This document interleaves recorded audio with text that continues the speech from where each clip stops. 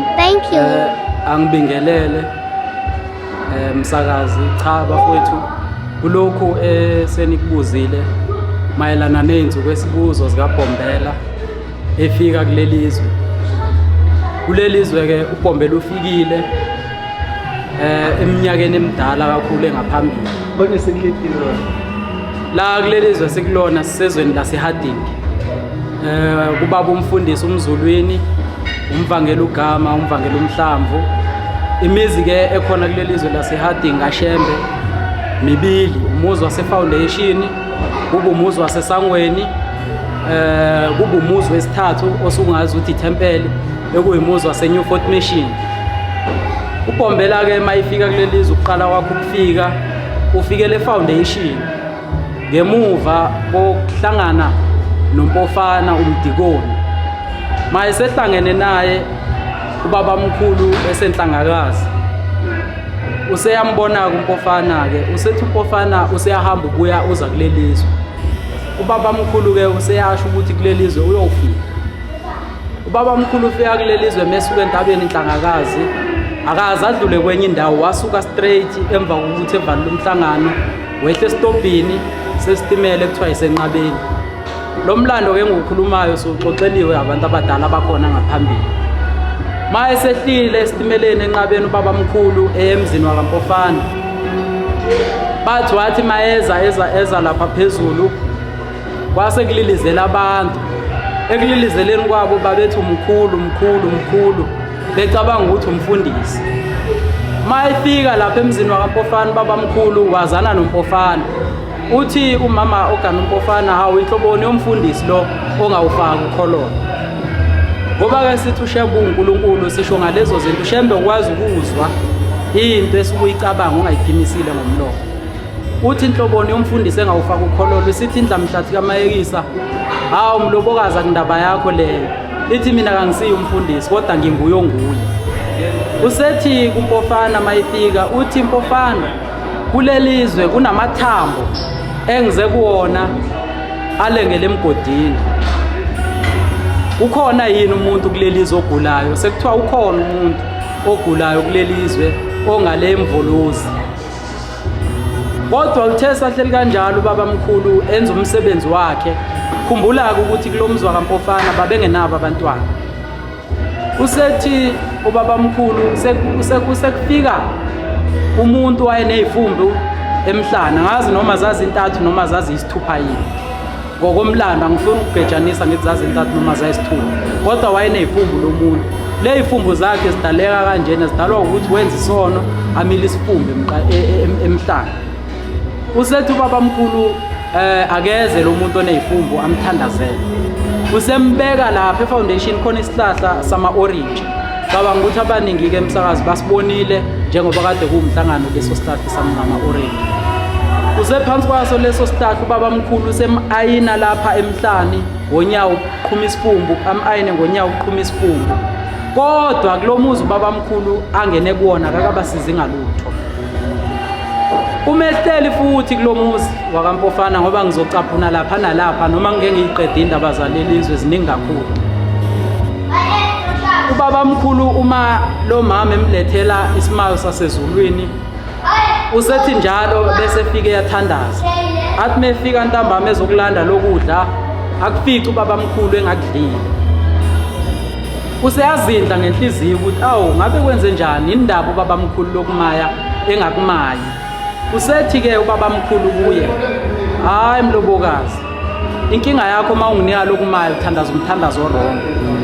Useyangifundisa ke indlela yokuthandaza uma umuntu emaya, ukuthi lapha ekhaya akuthandazwa ngalendlela enithandaza ngayo, kodwa kunomthandazo wakhona othandazwayo uma umuntu ezomaya. Wayesemfundisa ukuthi akawuthandaze kanjani. Wayesekubusisa ke lo mama lokumaya, wayeseyamaya ubaba mkhulu. Imisebenzi eminye ubaba mkhulu ayenza kulelizwe, ngoba lelizwe leli laseHarding lizwe lihlangene futhi nomzi mkhulu. Esikhathini esingaphambili beliphethwe umfundisi uMbewani, ethathe kubaba umfundisi uJojisa, kubaba umfundisi uMpofana. Nakhona ngale mzi mkhulu ngizothanda ukuthi ngicaphule nakhona indaba ikaShembe ubaba mkhulu efika. ithi enye indaba ke le ndaba engizoyicaphula indaba yakaNkabane.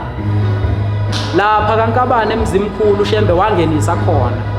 Uthi mayisengenisile uShembe khona ngelinye ilanga labantu bakaNkabane babenenkinga yokuthi mabethola abantwana basebeze baba isithupha abantwana babakhona ebabetholakala bese beyadlula emhlabeni mayiqala ukuhlala.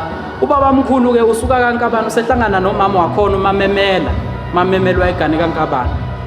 Uhlangana naye lapha ngasehlathini eliphesheya kwaseNazaretha ekuthiwa inzimankulu. Mabehlangana lapho useyambingelela unosana lengane olineviki lizeke. Usethi ubaba mkhulu, hayi mntanami khululeka, lo mntwana wakho ngeke asakufa. Usethi msondeze kimi, khumbulani ukuthi uShembe akamthinta umntwana usanda kuzalwa. Kodwa lo mntwana wabanenhlanhla ukuthi uShembe athi akalethwe kuye, usebeka unyawo lakhe phezukweje, usebuthandaza umthandazo uthi uShembe, Nkosi vikela umphefumulo walo mntwana njengoba wavikela umuzi wasekuphakameni. Wayesethi uShembe-ke, mlobokazi lo mntwana wakho uzophila. uShembe-ke wasekuqamba isihlabelelo esithi ufikile olandelwa izizwe. Leso sihlabelelo esithi ufikile olandelwa izizwe isihlabelelo salelizwe lapha emzimkhulu esafikela khona ekade evakashela lapha emzini wakaNkabane eshumayela ivangeli. Uma ehamba ubaba mkhulu sekuphela iminyaka emine sebebonana nomama umamemela, babonana emzini wasenhlangakazi. Mabebonana enhlangakazi useyobingelela umlobokazi omamemela ezulwini, useyavalelisa ukuthi baba sengiyacela ukuthi ngigoduke. Uthi ubaba mkhulu mefika umama mamemela ufika kuMsombuluko. Uthi ubaba mkhulu cha mntanami ngakwazi ukuhamba namhlanje, ohamba kusasa. Uma efika ngakusasa kuLesibili uzobika ukuthi cha nceke yenkosi sengicela ukugoduka. Uthi uShembe ila futhi khona engithanda ukukuveza uNkulunkulu kaShembe ukuthi uShembe uyakwazi ukuthi athe lapha abone into eyenzeka kwelinye izwe. Uthi uShembe mntanami njengoba ugoduka odlule eThekwini kuNkabane umcela ukuthi akakuphi imali yamathikithi amabili, leli thikithi ozoya ngale ekhaya ebese uyabuya.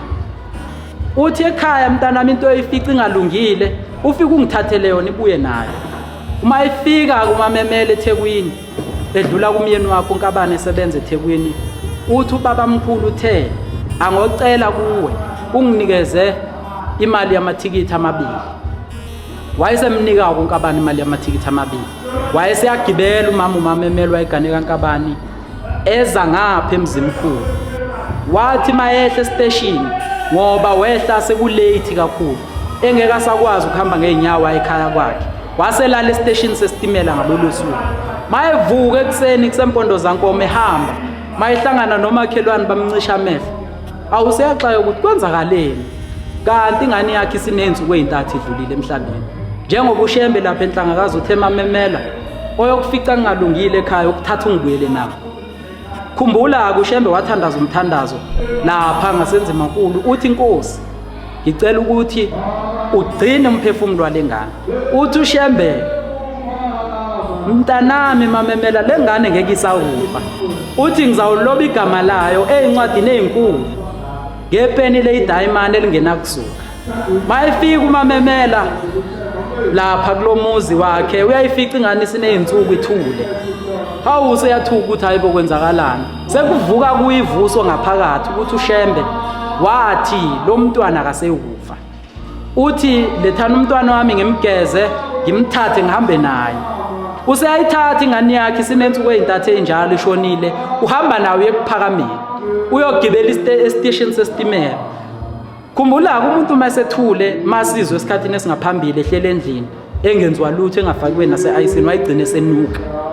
Uma embelethile lo mntwana esitimeleni ezodlula khona le ndawo engasexoxo ngiyayikhohla igama layo umudlule exoxo ngithi kohle uthankungu kanje. Mawulapho kuthiwa kwangena indoda esitimeleni isibona umamemela lo mntwana wakhe yambuza ukuthi lo mntwana wakho udla nini. Uthi akundaba yakho leyo wena muntu ongibuzayo. Useyaqhubeka uthi mayefika eThekwini usehamba uyaMkabane sebethatha lengane yakho ngapha ekuphakameni uShembe ubiza uMangcobo wayesebenza ngaphakathi. Uthi mntanami ngilungisele iparish kunomsebenzi omkhulu wami engizowenza. Uma umama umamemela efika kuNkabane sebeqasha imoto masithola lapha emlandweni yendiye ekuthiwa uLamula. Mele bathatha leli ndiya liya nabe ekuphakameni bathi mabehla ngaphandle masithola lapha emlandweni usethu babamkhulu kuMangcobo wayesebenza ngaphakathi mntanami lelo parish selilungile yini bathi babamkhulu ngaleso sikhathi wayehlabelela ingoma ka71 evungama lapho ethi mesifikile lengane uthi mntanami lethe lengane kimi useyayithatha babamkhulu lengane useyifaka phansi komjiva wakhe sikhuluma ngesidumbu lapho esifile uthi lo mntwana lona ngizomzala kabusha uthi njengamanje ngiyammitha kodwa uthi kambe umntwana ukhulelwe inyanga endaka bathi inyanga ezu9 wayeseyabala babamkhulu wazi wafika ku9 wathi mayifika ku9 eseyikhipha lengane wayeseyiphefumulela kathathu kuthiwa lengane yasiyaphaphama isikhohleliso kwegusha uthi uShembe mntanami thina abantu asibadalanga ukuthi bayokhohlela kanje khohlelisa komuntu yathi maseyikhohleliso komuntu wasethatha lela parish lakhe seyifunza yena zandla zakhe bathi yathi mayiqeda inkomisho ezimbili zephalishi isiqala ukubuyelwa amandla usethu babamkhulu mntanami namhlanje thina boShembe sesikuphilisile uthi ekuphileni kwayo ke lengane lena uShembe eseyenzele wonke lento labantu engikhuluma ngabo lapha ngikhuluma ngabantu engibaziyo bakaNkabani ithempeli abasonta kulo iseNew Fort Mission umshumayeli ungezi indaba lezo ikaShembe azenze lapha kuleli Bombela ngelinye ilanga futhi uBombela isitimela samampondo masibuyela kulwamlande bengidlule kuwe eqaleni wetshe uBombela mayifika emzimkhulu akazange amkeleke ngoba wathi ngenisile kwase kuba khona ukuthi abantu babengamqondi uShembe esikhathini esingaphambili noma ngingengibize umuntu ukuthi ngoba wayesesigabeni esikhulu kakhulu ukuthi ngasho ukuthi ubani wasevuka ivuso lokuthi akamthanda uShembe kulelizwe wayesethuma abanye abantu uthi mtsheleni uShembe aphume kulwamuzi angimdingi kulelizwe ngizomthumela ngenkulu eziyomudlephile uthi uShembe bayiphendula lenkulumo mina ngizomthumela ngeenkumbi zasezulwini eziyomudlephile wayesephuma uShembe esehamba elihlwanyela ivangeli lakhe wayeseyolala ehlathini lapha ekuthiwa yenzimankulu uthe uShembe mayelele esenza umthandazo wasekuseni ngo4 sekudlula amaphisi ayozingela kulamaphisi khona owayenonyawo lalishwabela base bezwe imvunge yayisho phakathi ehlathini ethi vuka nathi sokhanyiswa ngalemini yakho base bezukuhlabelela babengakwazi babengakaze bekuzwe mabesondela eduze base befika kuShembe sethi uShembe hayi ngenani bantu abami ngoba wonke umuntu ophilela phansi komthunzi welanga lokhu uyakuthanda noma ukuthandi futhi noma ungakholwa kuleli bandla akekho umuntu otsefike phambi kwaShembe ngisho ungabona bemthuka lapha enkundleni zokuxhumana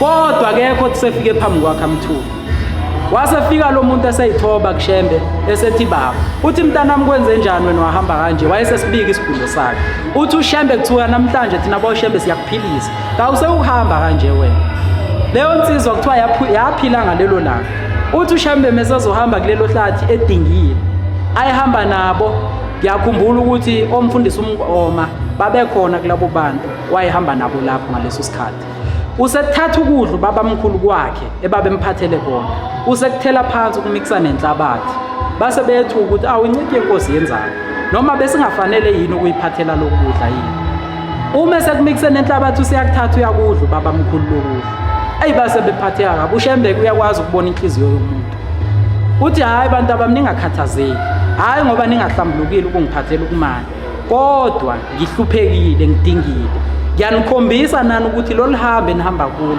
kakusile uhambo lokujabula kakusile uhambo lobumnandi kodwa luhambo lukosiza luhambo lukashiya luhambo lomoya ongcwele namhlanje ngithanda ukuthi ke ngidlulise lokukhuluma kubantu abasha namhlanje sekukhona kithi abantu abasha ngenxa yesesimo ukuthi sigcine sesimsola uShembe simsole noma singaphakathi uthi uShembe ngomeni yakhe lapha emthandazweni mekhuluma kuleya ngoma ethi simenyiwe thina sonke simenywe inkosi yesabatha uthi kasinakuphiwa okuhle konke kodwa nokubi siyakuphiwa uthi kodwa uNkulunkulu mbonge khona usosizile ngoba siyawuvivinywa ngezilingo ezingafani namhlanje ke indaba kaBombela ngithanda futhi nokuyilanda lapha ngoba fanele ukukhuluma kwami iqondo ukuthi sisenzukwini zendla mhlathi kaMayekisa ngenzuku zayo zokugcina mayelapha ezweni lasemaqadini kade ihamba emoyeni wayengeyinhle kahle ngokomlando,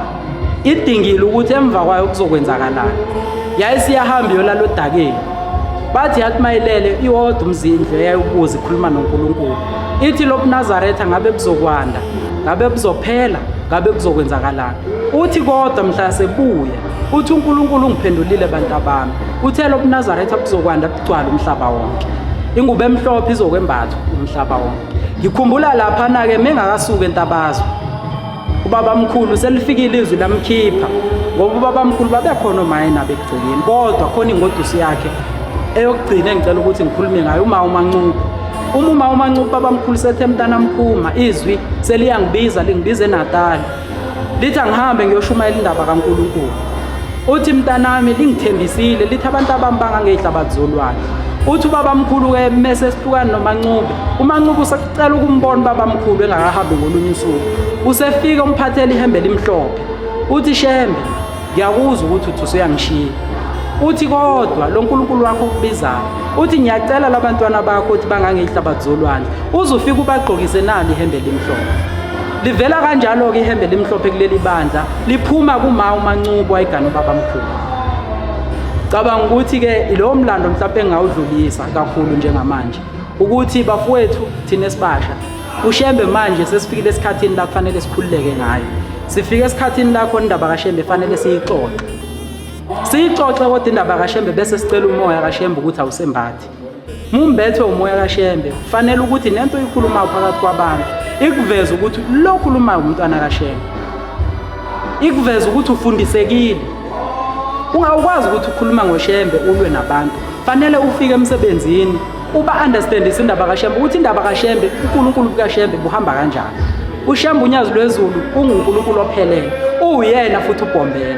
Kulelizwe thina lakithi umuzi kaBhombela iFoundation. Owawakha yena zandla zakhe. Ekumuzi waseFoundation. Kwafika inkosi Lange eFoundation kwagcina ngenyanga yezulu. Unkosi uThingo ithi mayizophuma eJudiya ibiza umkhulu ngicela ukumbiza wasenhlangakazi. Ithi baba omncane ngihambele ningile eFoundation eMampondweni. Nifike nibatshela ukuthi kangizophuma ukuya eJudiya ngaphumile inkomo ephuma eMampondweni eFoundation. Ngoba leya nkomo uBhombela zange bamamukele. Mayifika eFoundation elethelelo lizwe. Base belithathela phezulu. Base beligcina belenza. Batho bame befika obukhosini uThingo lenkosazana. Befika nayo lenkomo lase liyajabula kakhulu lithi namhlanje ngizophuma ngihambe ngiye eJudiya ngoba abantu baseMampondweni eFoundation sebeyilethile lenkomo le. Unkosi uThingo yayingekho baba mkhulu efika eFoundation. Unyazi lwezulu lithema lifika ngithi unyaka u2017 lethi one day. Mase seyivele livala umhlangano lithi imuphi lo muzi esiphuma kuwo. Thina sikhula kulelizwe bese ngacabanga ukuthi eFoundation kuyokubuya uShembe. Mali lithi seFoundation lithi wakhela lo muzi nosheshise ngiyawudinga. Sithe sihleli kuyiCovid kuvala uJuly ngesonto.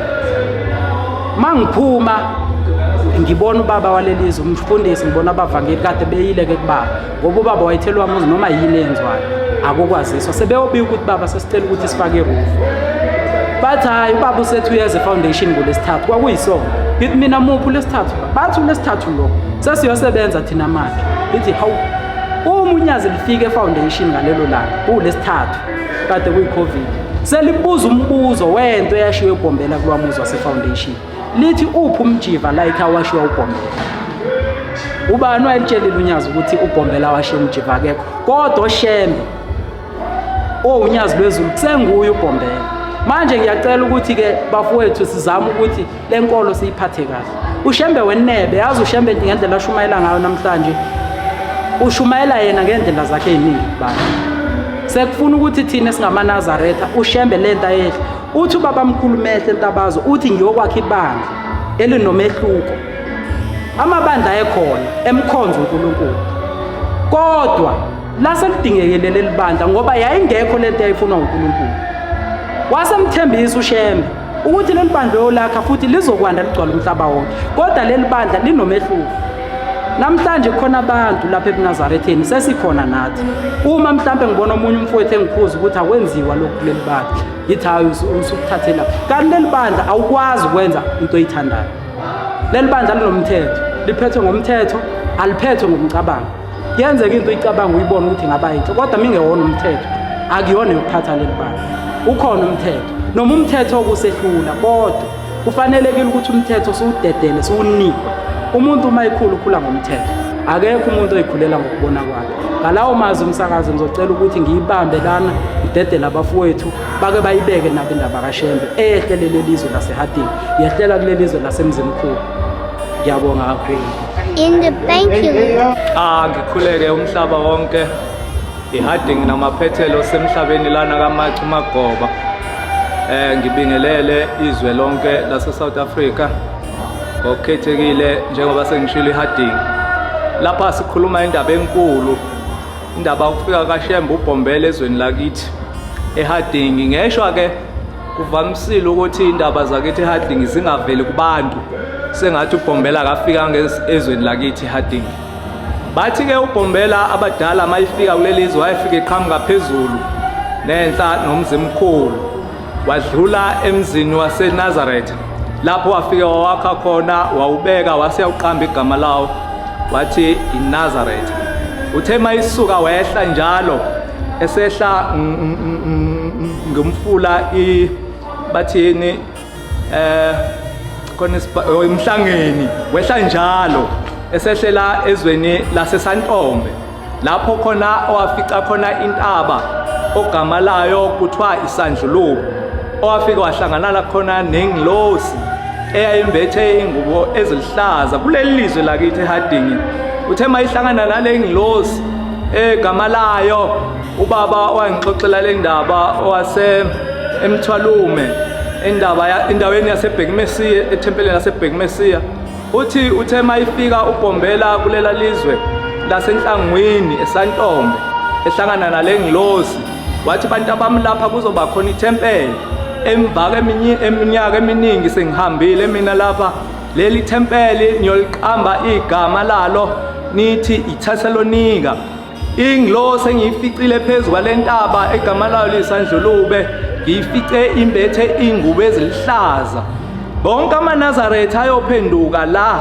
kuleli thempeli laseSandlulube noma laseThesalonika bakwembatha ingubo ezilihlaza iminazaretha esonto ngisho intombi eyosuka kuleli thempeli ihambe yoganela noma iKwaZulu noma iphansi namapondo izingayishile ingilosi noma lengubo elihlaza ngoba ingilosi eyobe iphume nayo emanzini yobe imbethe ingubo ezihlaza siye sathola ke ukudumala ekuhambeni kwesikhathi masithola ukuthi abantu abangawazi umlando lapha ekhaya eHarding besithi labantu abafaka ingubo ezilihlaza ingoba babengcola kakhulu ingakho babefaka ingubo ezilihlaza bengazifaka ezimhlophe ngoba babebukakala ukuthi bangcolile okungasilona iqiniso okumlando waphendulwayo wasubekwa ngalendlela abantu abacabangela basebeyibeka ngakhona akusilona iqiniso kuhamba ke wafika isikhathi sokuthi uBhombela wesihlanu unyazi lwezulu afike kuleli lizwe lakithi ithema ifika inkosi yomusa kuleli lizwe lakithi ubaba uNkosinyazi lwezulu la selifike liyayibuza leMnazaretha uleMnazaretha iqhamukapi ingani ukufakwa leMnazaretha enjena useyaphendula umshumayeli wakhona ubaba umshumayeli unala uthi cha baba Nkosi yamakhosi ubaba uBhombela efika kuleli lizwe wafika wahlangana nengilosi le ngilosi yayiphezulu intaba iSandlulubu ezweni lakithi eHarding yase ithi indaba uma ngabe abantu bephundula le thempeli abofaka ingubo ezihlaza ngiyathanda ke izwe lonke namaNazaretha onke omhlaba noma ngabe lengumo ingasekho kodwa baqonde balazi iqiniso ukuthi hayi ngoba babengcola ingoba babekade benikezwe izwi lokuthi ingilosi yabo ifake ingubo ezihlaza uthi ke masefika uBhombela wesihlanu kuleli lizwe uthi ngaleso sikhathi bahambisile inkosi yesizwe sakhona sakweDlamini emzini waseGibisili uthi ubaba le ngubo lena ngiyacela ukuthi asiyishintshe ngoba uma ngabe inkosi yesizwe njengoba ikhetha uShembe namhlanje la igqokile ingubo kuzophoqa ukuthi ayigqoke le ngubo elihlaza kanti abantu abagqoka ingubo ezihlaza kuleli bandla abefundisi uma ngabe seyifaka ingubo elihlaza ke nayo izoba sengasiyona inkosi izobe seyumfundisi ayishintshwe le ngubo ngesimanga salokho wasefika umnikazi webandla wasefika wayifikile eqaleni eyibekile lengilosi ukuthi ifake ingubo emhlaza wayibuyisela yabamhlophe abazi abantu amaNazaretha wonke ukuthi yashintsha kanjani ingubo futhi isizathu sokugqoka kwemNazaretha ehlaza kwakuyini useyahlaka uBhombela wehla ngumfula wawela uMbotho wawela uNyuswa uthe mayifika kwaMbotho wasebeka umuzi wakhe ogama lawo luBedeside umuzi omdala imizi yalapha ekhaya noma imizi yaleli lizwe lakithi eHadingi mangaphazami mine noma isihlanu kufika kube yiyona ithasa longinekha phezulu kuzoba iBedeside wehle njalo uzobeka iNew Fort Mission lana azogcina ngefoundation la ezansi ekugcineni utheke mayifika sewuqedile wonke lo msebenzi ilawa wafika wabuthisa khona ke zikhonze ezinhle enkosini emzini wasefoundation ilawa wenza khona izimanga eziningi ezenzekalayo la kulomuzi wakithi efoundation uthi umvangelo wakithi phesha komfula iBizana phesha komfula kula eEastern Cape njena masishona ngale siwelele eMthamvuna masiwelela phesha siwelela eBizana uthi umfundisi umvangelo wakithi ke lapha ekhaya ubaba mkhulu efikele emzini wami ufana kwakukhona umkhokheli noma kwakukhona intombi yakasheze yayigane ubaba uMpofane umfundisi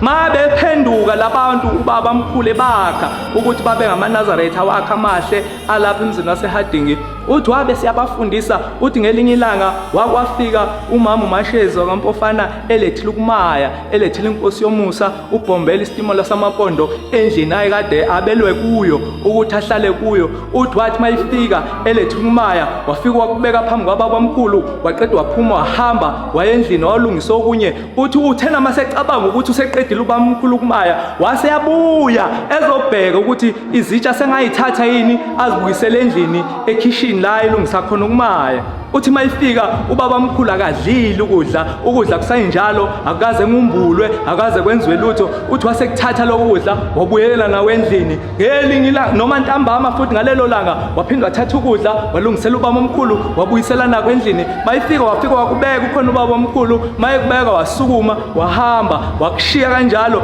uthi ubaba omkhulu futhi laphinda lashona uthi ubaba omkhulu laphinda lashona ulanga engalidlanga ukudla waphinda wabuya uMashezi wazoqoqa izitsha wathatha ukudla konke wabuyela ekseni kusasa elethile iparish ngafika walibeka uthe mayisukume phenduka ezophuma eminyango siyambuza ubaba mkhulu mntanami ingabe kuphatha kanjani ukuthi ulethe ukudla lapha endlini ingakumayi usethi uMashezi oyigane kaMpofana cha umuntu wenkosi inceke wenkosi kungiphatha kambi ukuthi ungakumayi ukudla ngokulethile ngosipho ngalokho uthini ngakho cha nkosi inceke yenkosi bengifuna ukuzwa ukuthi mhlambe yini engingayenzanga kahle ngokuletha kwami ukumaya isethu uBhombela mntanami into edala ngakumayi lokudla osukuletha lana ufika ukubeke ebese ungakubusisi umuntu ehambisa ukumaya eseqedile ukupheka akabe ubusisa wathi ke ubaba omkhulu kulomama ongumashezi kubusise ke mntanami lokho kudla kuthiwa ke uMashezi wabe siyakubusisa ngendlela wayijwayele ngawo ukukubusisa ngoba vele babevele bengamakholwa enkolo lezi ezazikhona zandile kuleli lizwe wase kubusisa ngalendlela wathi cha mntanami ukumaya walapha ekhaya noma ukumaya okulungisela ukudla umuntu wasezulwini akubusiswa kanjalo wathi sengizokufundisa ke mntanami umusisa ukumaya uzokudla uqeda ukupheka wothi uNkulunkulu busisa lesi sithebe esiphambi kwethu esithokozisa umzimba nomphefumulo makube njalo amen bathi kuba uBhombela wambusisa kanjalo, wamfundisa kanjalo uMashezi ukuthi amaNazaretha akhona noma awakhandayo noma awakhayo ayokubusisa kanjalo kumaya uma ezoqala akudle. Yilezo zindaba uBhombela afika azenza kuleli lizwe lakithi eHardinge. Kuningi kakhulu, njengoba obaba abadala bayahleli bekhuluma nangendaba yezifumbu eziningi ezazayinwa kuleli lizwe lakithi.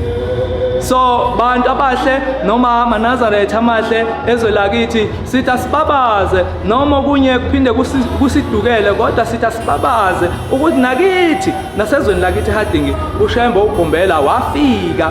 Ekufikeni kwakhe wayenza imisebenzi emkhulu nemangalisayo nengakholakala uma ngaba abantu besixoxela yona. Akukho-ke okuningi engingakusho ngoba indaba zikaShembe azipheli. Mhlawumbe ngizolideda leli thuba sengikhulume kade, nginikeza abanye ithuba ukuthi bake bathinte amabhathini uBhombela asenzela wona kuleli lizwe lakithi. Ngiyabonga. Thank you, Lou. Angibingelele enhlana sezantsi emakhosini, angibingelele, ngikhuleke emakhosini akithi kwaZulu iNdlulamithi, ngikhuleke emakhosini aleli lizwe Mbusi kaMagoba,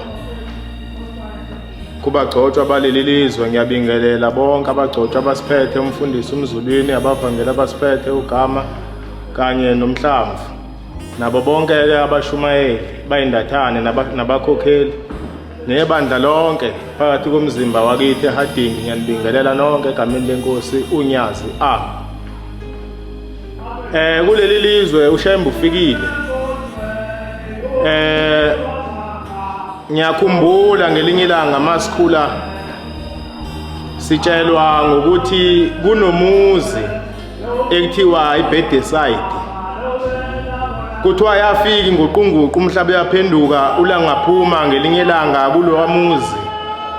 Kuthiwa wathi efikile wayesethi kwababekhona abafundisi, wayesethi ngomiwe, wathi ngifuna ukuphuza.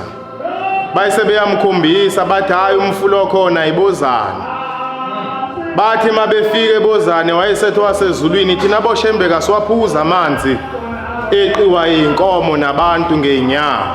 Base bebuyele emuva, bathi mebekhuphuka bebuyele emuva, base beyakhumbula ebusuku ukuthi ukhona umthombo kuphela lo mthombo uthi maziphuzile izinkomo nezimbuzi nabantu abaphili bayafa mabephuza amanzi alo mthombo.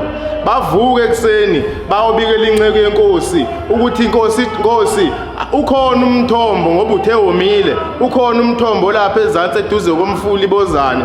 Kuphela lo yamthombo bonke abaphuzayo nezilwane ziyafa kaziphili. Wayesethi wasezulwini nasehleni sihambeni siye kuwo ngiwubone. Bathi mabefika kulo mthombo wayeseyawakha uJehova omhle ulangaphuma lamanzi, wawakha oqala wawachitha, wawakha okwesibili wawachitha, wawakha okwesithathu wawachitha. Usethi mayikhuluma wasezulwini uthi laba bantu bonke ebebekade bebulawa yilamanzi bebengabulawa ubuthi, uthi kodwa bebebulawa ubungcwele ngoba bebengaqondi ukuthi lo mthombo ungcwele. Uthi lo mthombo uNkulunkulu owaphilisa ngawo umthombo kaJakobe, uNkulunkulu owaphilisa ngawo amaSamariya lekwa-Israyeli. Uthi uNkulunkulu sewulandile kwa-Israyeli wazowubeka la phakathi kwesizwe samambotho. Uthi kusukela namhlanje igama lalomfula umzwangedwa.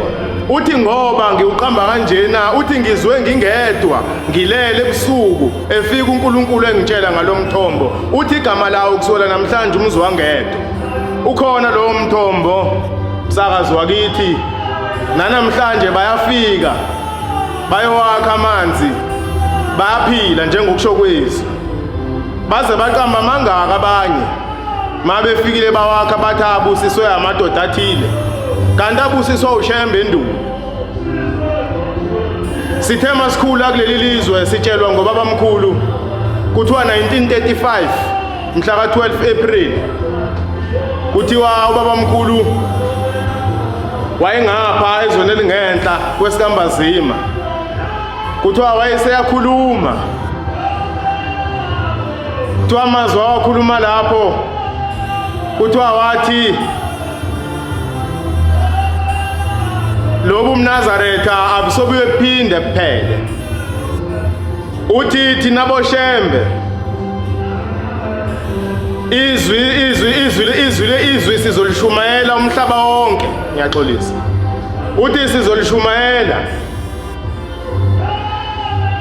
uthi inyama yami ikhathele izawulala ethuneni uthi kodwa izawuvuka yembatha inyama entsha uthi kuyothi makufanele inyama yami ilale ethuneni uthi iyolala ethuneni uthi kodwa kuyonetha imvula ezinkulu uthi kuyobe sekuphuma amafutha omzimba wami ahambe namanzi ayayongena emfuleni ahamba ayothi mayifika olwandle abesaphenduka amafutha abuyele emfuleni emincane nemithombo edliwa abantu uthi ngalezo zinsuku bayothi abantu mabeqala bephuza amanzi uthi bawophuza amanzi balale beyikho konke okuyinkolo ezikhona uthi bawuvuka bethi bona sebengamaNazaretha ushembe simlandelayo unjalo ngiyathanda ukuba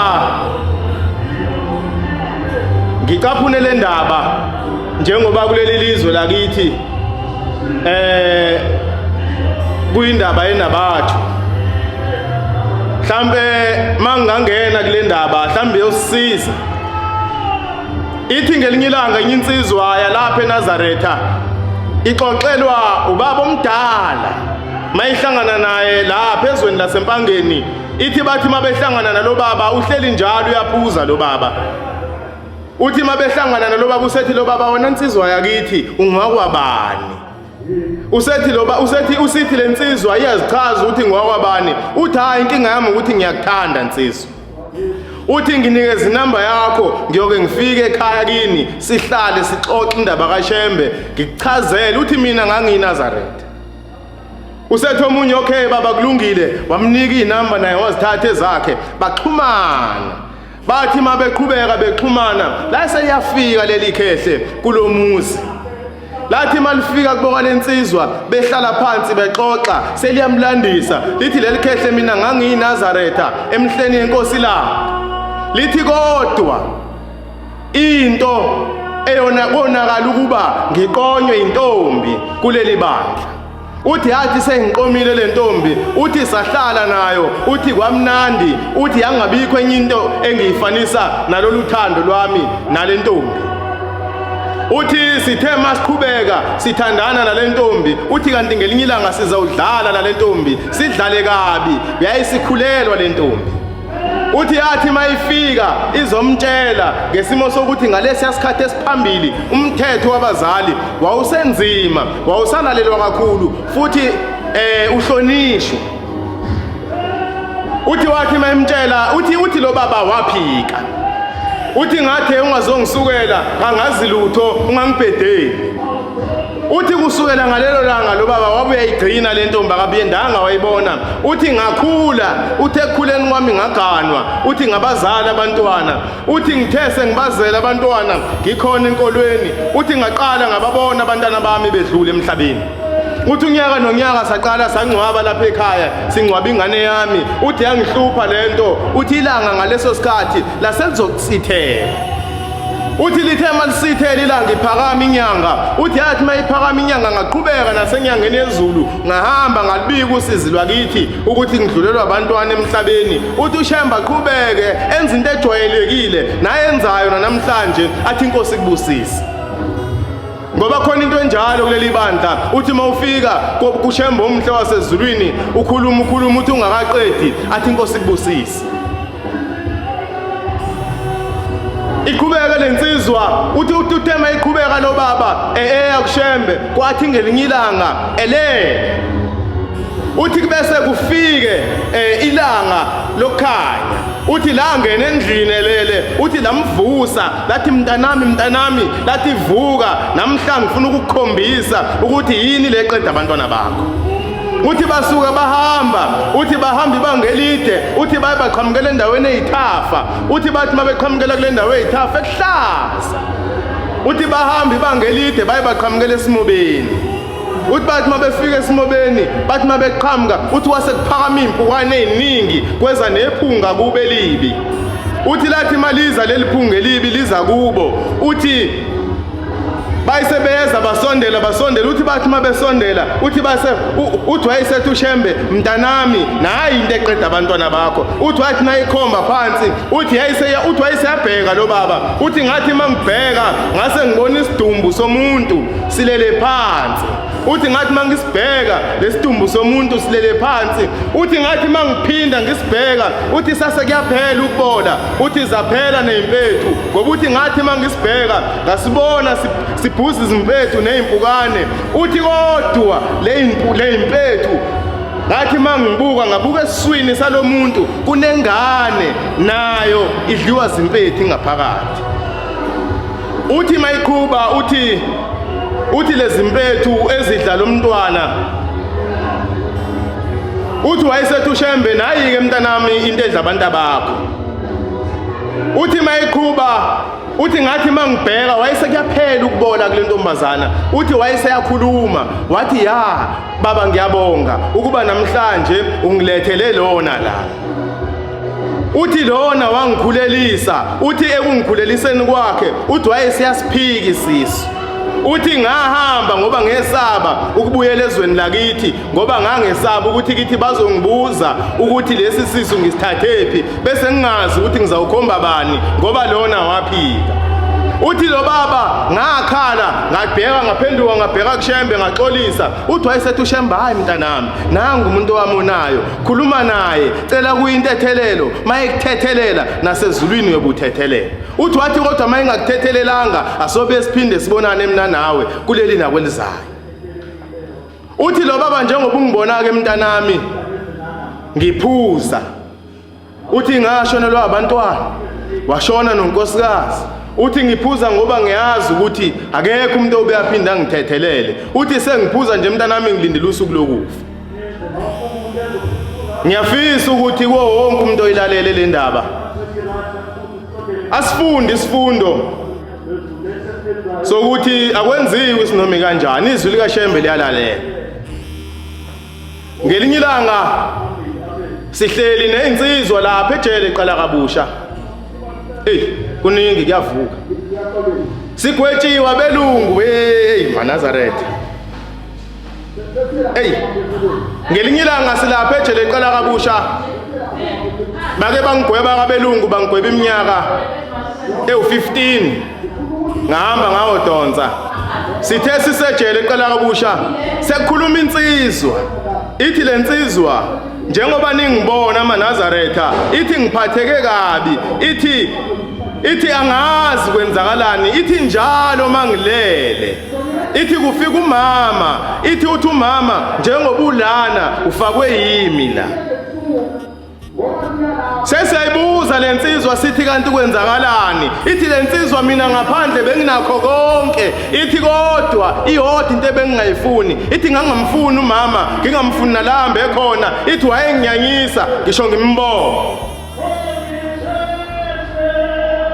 Ithi le nsizwa siqhubekile ngingezwani nomama, ithi ngezwe ngelinye ilanga kuthiwa umama uyagula, ithi wagula umama ngingayo kuyombona, ithi waze kwafika izinsukwini zokuba umama uyadlula emhlabeni, ithi wadlula umama emhlabeni. Uthe mayisedlulile umama emhlabeni, ithi ngathinteka ngaphatheka kabe enhlizweni ukuthi umama useze wadlula emhlabeni, uthi kodwa ngiphindile ngangaye emngcwabeni wakhe, uthi ngangaye emngcwabeni wamama, uthi inhliziyo yami yabuhlungu, uthi kodwa ngathi mase kuthiwa kwenza umsebenzi kamama wokubuyiswa kwakhe, uthi mina uthi ngathenga inkomo enkulu, uthi emveni kokuba ngithengile inkomo enkulu wethu uneni likamama sase sibeke, uthi ngase ngithenga itshe sabeka itshe elihle elikhulu, uthi kuthenga kusasa sengibuyele emzini wami omuhle osedolobheni,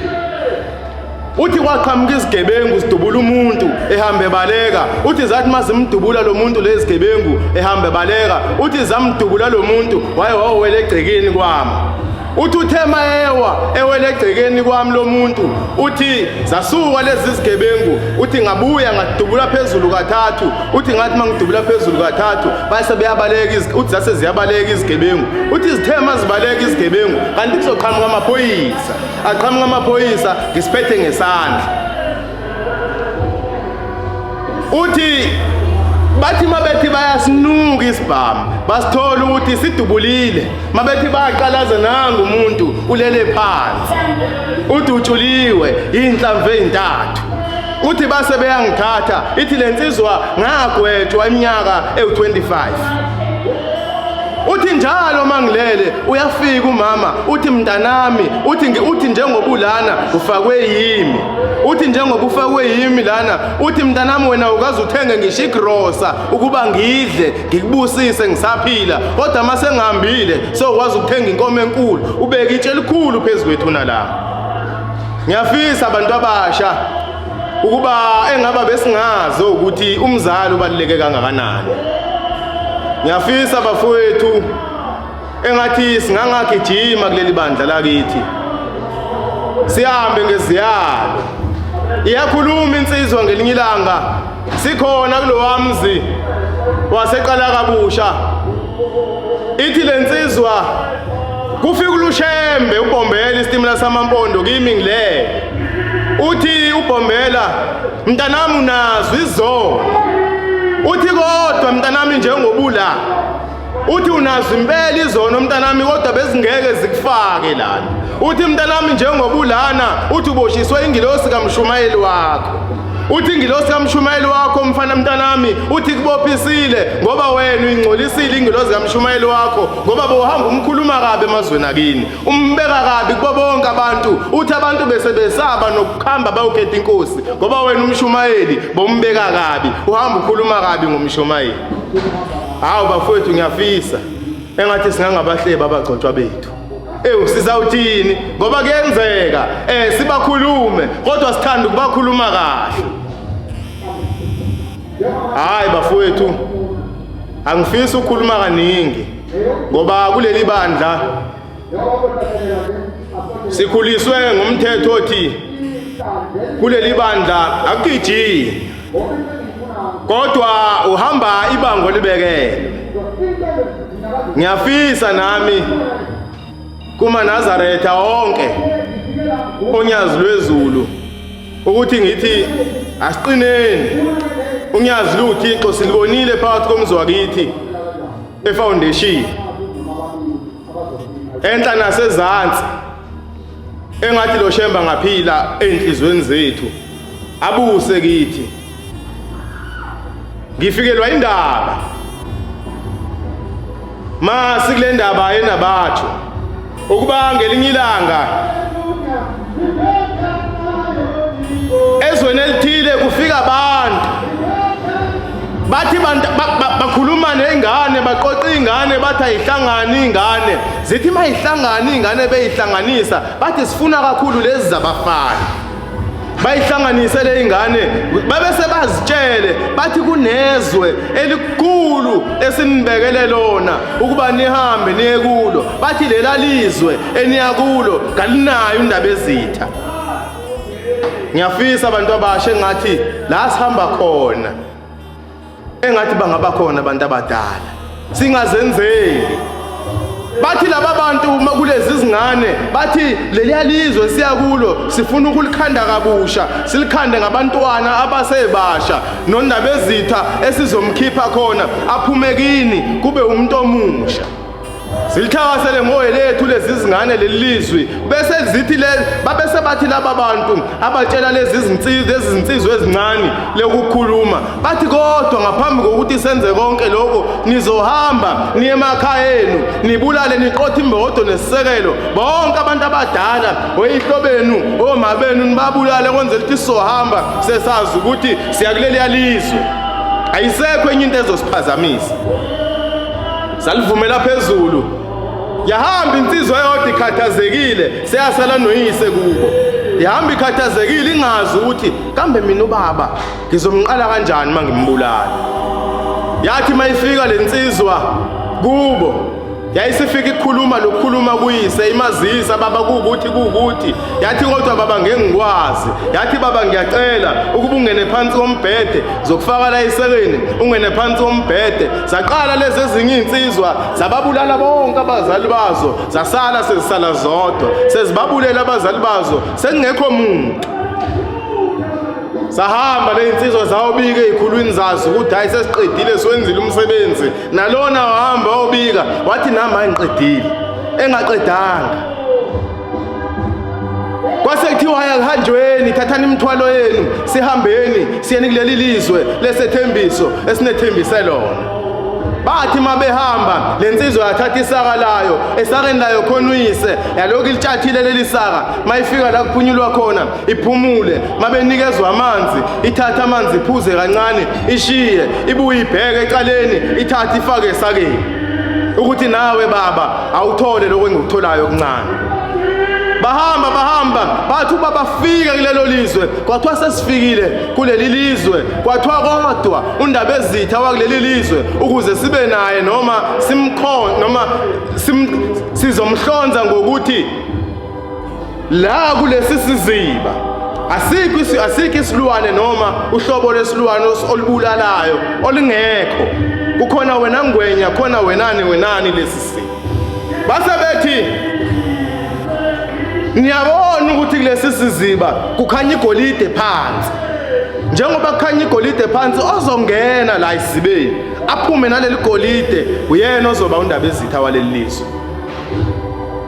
Bese sivumele phezulu zingene insizwa kube usuku lalo wangene angabuyi ngakusasa kube omunye angena angabuyi edliwa ingwe.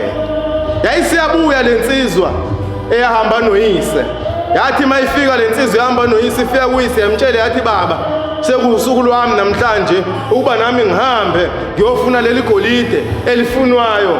Wayesethi uyise mntanami wayesiyambamba uyise baguqa ngamadolo bathandaza bobabili wathi mntanami uzohambe noShembe uzohambe noNkulunkulu. Wathi mntanami mawufika lapha uzungangene emanzini uyalibona leli yadami mntanami kulesihlahla esimile phakathi emanzini. Wathi mntanami uzungangene emanzini ngoba uzofa. Wathi mntanami uzofika wena ugibele esihlahleni wathi phezulu ufika ugibele uthuli igolide ubese wehle uyawuba undaba ezitha. Uthi njengoba igolide likhanya phezulu njengoba liphezulu likhanya phansi emanzini.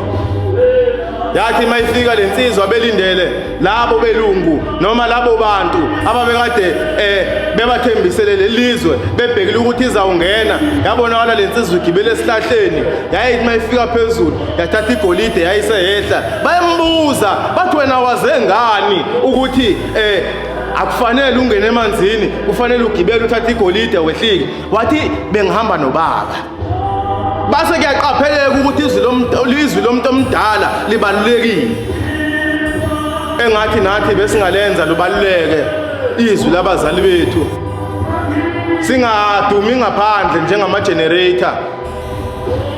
Ngoba kuyenzeka la ibandleni njengoba sikholwa uthi insizwa yakwenu uguqe thempeleni usicela ukuthi asikuthandazise usho ukuthi ufuna umsebenzi sikuthandazise ucela umsebenzi unelunga uthola umsebenzi ujikela umndeni wakho. Bafowethu engathi singamazi uShembe sibaza abazali bethu angikhulumi ke ngoba ngimuhle nami ngumuntu ohamba emhlabeni ke mawuhamba uhamba uthola amavukazi uhambe ekhosheni uhambe uthola yonke uhambe namathelwa yiyo yonke imikhaza. Njengoba sila sizawugezwa sizawususwa yonke leyo mkhaza sizongena ediphini fana nenkomo mayikade ihambe emahlathini ihambe namathelwa emikhaza sizosuswa konke lokho njengoba sila ngegama lonyazi inkosi ayilibusise leli lizwe. In the Bankuloo.